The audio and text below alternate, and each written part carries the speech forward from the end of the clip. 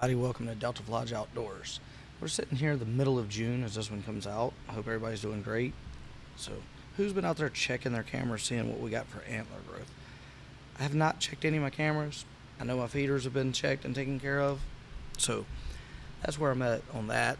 I'm looking forward to a good bit of antler growth, and I've got a couple deer that hopefully show back up this year. Big drop tine 9. Plan on, if he shows up, that's the one I'm going to go after.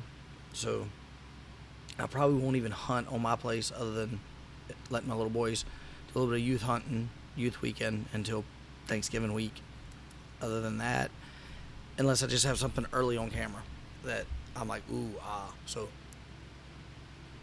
with that, we're going to dive into today's episode of off-season preparation and the way things are shaping up for, what the fuck's really going on with these states with some of their tagging systems.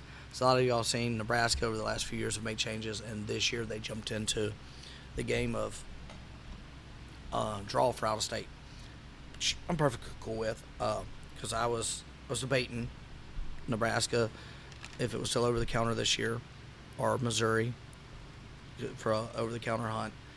I haven't had time to go to Nebraska and even look at what I wanted to look at, because just one of my personal trucks, so my wife has hers and I have mine, then I have my work truck. My F-250, and some of y'all have heard me talk about it on the episodes, just got it back out of the shop after I think it was 61 days.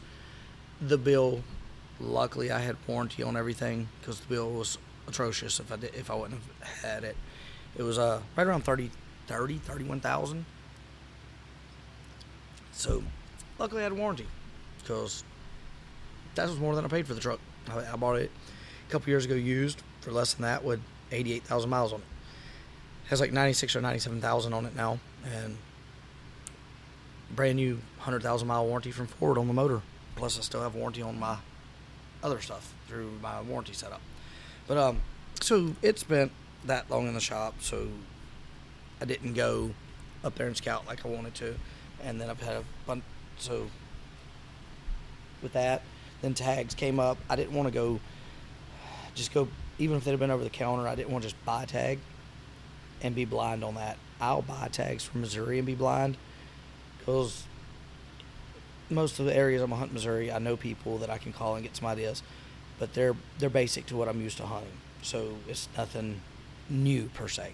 It's new land, but not new ideas of how and where to hunt. So looks like Missouri will be on my list this year, and that'll be, just depends on how things work out.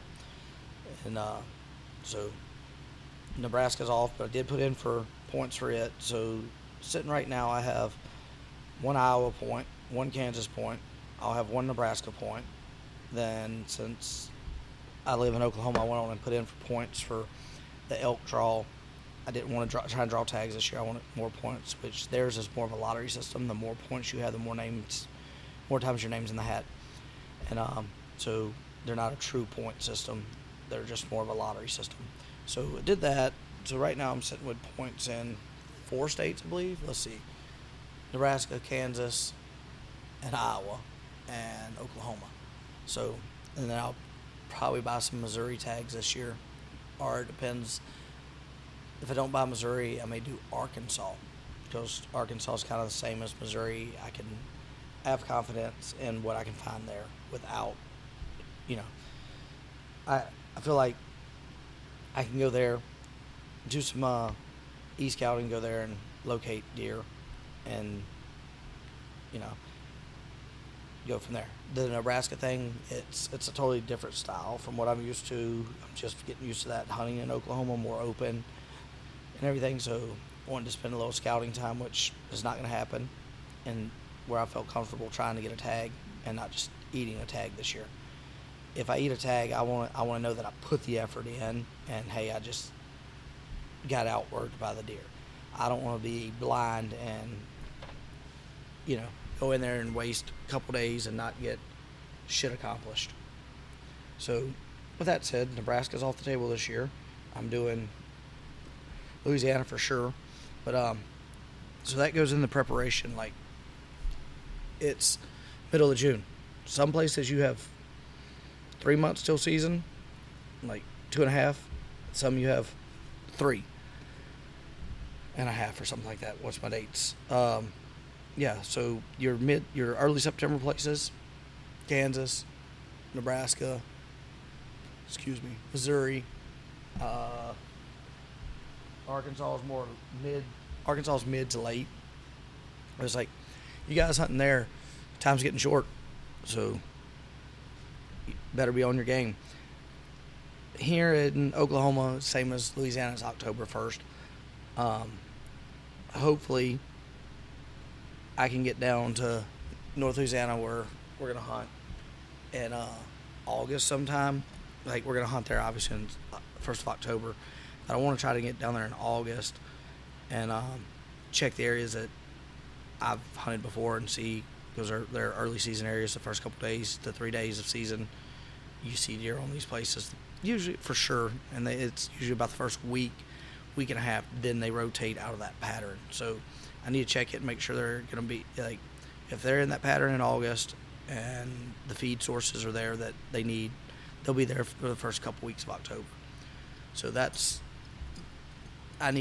my prep means I need to, luckily I've got my truck back now, so I'll be doing a little bit of driving to get prepped. That's where my prep's at. So got to build some fence here and there on the ranch to do a few things I need. But it's hard to do it when you're out of town all the time for work. Then prep for deer season is you're not really capable of that when you're out of town for work all the time. So, anybody listening has a full-time job for hunting guide or like good paying, like, I don't know, just hear me out, man. Hear me out. But yeah, we're getting prepped. I know like this week my boys are at camp, so we went to Missouri actually yesterday, and I started to stop by at one of the WMAs on the way home and check an area out, but I was like, nah. I had my wife and daughter with me, and I just was like, oops, sorry, playing with stuff on my desk. Was like, nah, I'm not gonna do it. Drag them, So we had stuff we needed to do here at the ranch, so we got back and take care of horses and everything, and took care of all that. Got some of them I need to start getting. I've got 2 yearlings I need to get into the pen and start working with, and then we should have 5 bred brood mares. I've had my stud on them for 2 months today. So hopefully we get some good babies coming the way, because I got some really good bred brood mares for what they are, and then I've got a stud that's, for your horse people, like, if you're listening to this and you're a horse person, you know names. He's a grandson of one-time Pepto, and he's out of a Moonstruck Cat. He's out of a son of one-time Pepto, Moonstruck Cat, and out of a Shining Skipper mare, which is a Shining Spark son. So pretty good bred stud colt. So he's a three-year-old. He's on my brood mares. That's actually, I put him out there a week before his 3rd birthday with him. So yeah, 5 brood mares a week before his 3rd birthday. He got a hell of a birthday present, I guess. He's just a big baby. I like having a big puppy dog. Back to deer prep. I haven't got nowhere near where the hell I need to be on my boys' box stand, because it's like every weekend I've got shit going on. So they're at camp this week. I've got to pick them up Friday. So we probably need to get them situated when they get in Friday. Then Saturday morning, we need to hit it hard, see if we can get it built and go from there. So that's our prep and what we're planning on doing. I know this is just kind of a talk fest.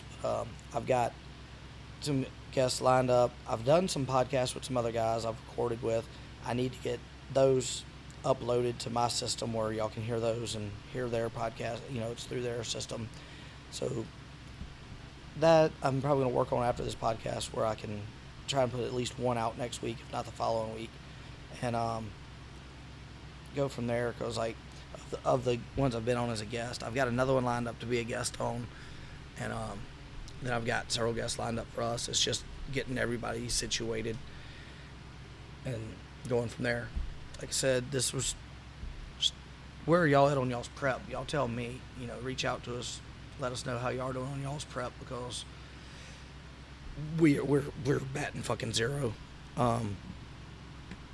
So I went down south a couple weeks ago. I say down south, I went to South Louisiana because I had to pick some stuff up and meet with, and I wanted to see my grandfather, and my boys wanted to see their great grandfather, so my grandfather, because they hadn't seen him in 2 years, and he hadn't seen us, so we made a road trip down there, and I picked up some of my stuff, and one of my buddies that was helping me had 4 or 5 climbers in storage. I grabbed my old man, one of the originals, and I told him, I was like, hey, you can take these others and use them or whatever, and here's a brand new lock on in the box, because I've got 3 up north with me, and I've got a couple saddles, and sticks and everything. And he's like, all right, cool. So he was excited about that, and he's one of my, he's been on the podcast with Brant, and he's like, all right, when we go to North Louisiana, I'll bring all, when we meet, I'll bring all these climbers, that way we got extra stands and everything. And like, he was pumped, and it kind of got me excited, because I'm like, this is what it's about, like that group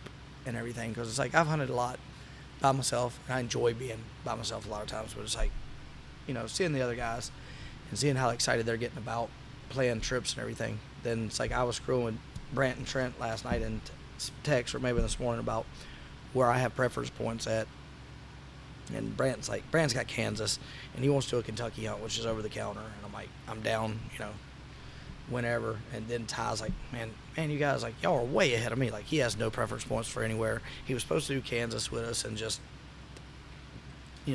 life happened. He forgot to do what he needed to do. And so we're sitting here. It's 11 o'clock. I'm about to start wrapping this one up, and I don't know if y'all can hear me drink anything, but it's a IBC root beer, like ice cold with cane sugar in it. It's probably one of my favorite root beers. It's in the glass bottle and everything. Not sure how familiar everybody is with it that listens, but that and their cream soda, I love those. So nothing like when it's hot and you drink one of those ice cold. So with that, this is Julius Craig, Delta Flage Outdoors. Thanks for sticking with us. Looking forward to many more great years with y'all, with great better content coming out. Also, I should have my new bow coming in the next few weeks, and we'll get it. I'll post some videos and pictures of it and get it tuned in. So y'all stick with me. Thanks. Julius Craig, Delta Flage Outdoors.